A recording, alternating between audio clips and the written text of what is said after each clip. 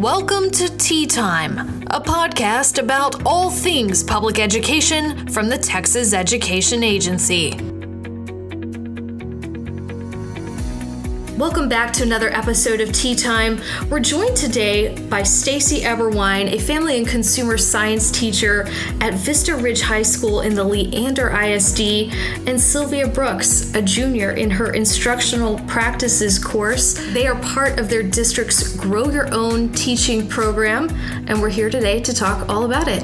Ladies, welcome to Tea Time. Thank you. Thank you. So, talk to me first, Mrs. Eberwine, about Leander ISD's Grow Your Own teaching program. What do those classes look like? We call them Ready, Set, Teach in Leander ISD. In the first level, the students are getting a lot of knowledge on how to write a lesson plan. What does a mini lesson look like? What are the different types of learners that you have? So they're getting a lot of the basics, a lot of the foundations in level 1. They do get some time to do internships in the elementary school only in Ready, Set, Teach 1. And they're bused there. They're there for an hour. We go for about 8 to 10 weeks in the year. Then the second level course, the instructional practices class, I keep them for about 9 to 10 weeks. And we continue to go over some teaks and skills that I want them to be aware of before they intern.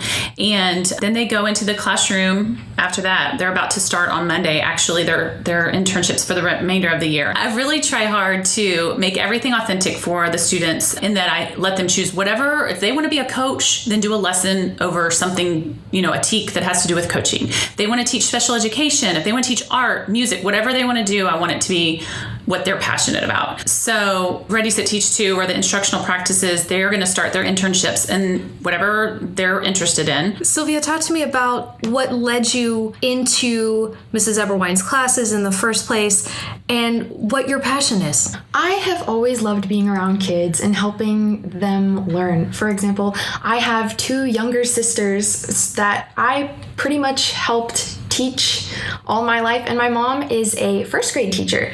So I would help around in her classroom a lot and work with students outside of school before I was even in the program. So it's always been something that I've been very passionate about. What have you learned in your first year of the program? In my first year of the program, I interned in both first and second grade. So it's about the same grade that I've always been used to. And I learned how to work around the students, and in the class, we learned a lot about ethics and how to differentiate our lesson plans for different learners, because not every kid learns the same. Everybody goes at their different pace. They learn in different styles. So that's another thing that we learned a lot about while working in the classroom and in the class. It sounds like what you're teaching Sylvia and your other students and the students that have come before her are really they're really lessons that could take them years to master, and they're getting to learn them while still in high school. What's your goal when you have them in your classroom? Well, I tell them on day 1 a couple things. One thing I'll tell them is, you may take this class and you may do your internships or take the things you've learned in this class, and you may at the end of the year say, you know what, this is not for me. And I tell them that is okay, because number 1, you've saved your parents a lot of money for changing your major in college, but that's okay. This is your time to explore what you want to be when you grow up. And I say, and you may walk into the classroom or leave the classroom in your internship and realize this is definitely what I want to do. And that is extremely rewarding. And just watching them walk out, especially after the first day of their internship, and seeing the excitement on their face is super awesome. Another thing that I love, another reason why I love teaching this class, not only because the students are amazing, they already know what they want to do. They've got a passion for being with kids, and that's extremely rewarding.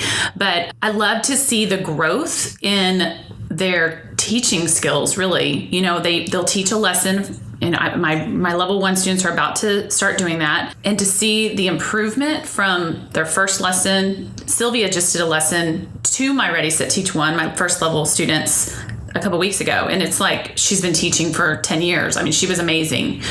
She's got a natural skill, and a lot of them do. But I noticed such a big improvement from the first year to even to the second year. And that's very rewarding. I have a lot of experience with kids, and I just love being around them and helping them grow, and knowing that one day they're going to take what I've taught them and use it for something is really amazing. What are you taking from these classes specifically as you prepare to become a teacher?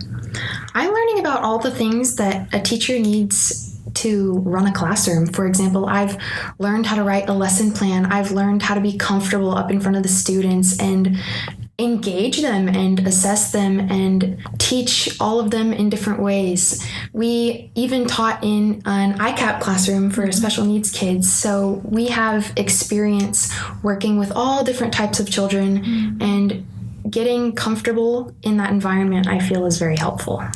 Yeah, and in the second level class, I do give them the opportunity. They can do either elementary or middle school. So I do have students this year who are going to be going into, like she was saying, an ICAP class. I did, when we were talking about special education at the beginning of this year, I had them go into the ICAP class for several class periods. And the ICAP teacher was extremely complimentary of them and how engaging they were with the students, because I want them to see maybe that is something they want to do. Maybe they want to work in special education. There is such a need for special education teachers. And that's something also very rewarding, is seeing those kids who work with especially special needs, because I feel like that is a special type of person who has that knack or that ability to just bond with those kids and work with those kids.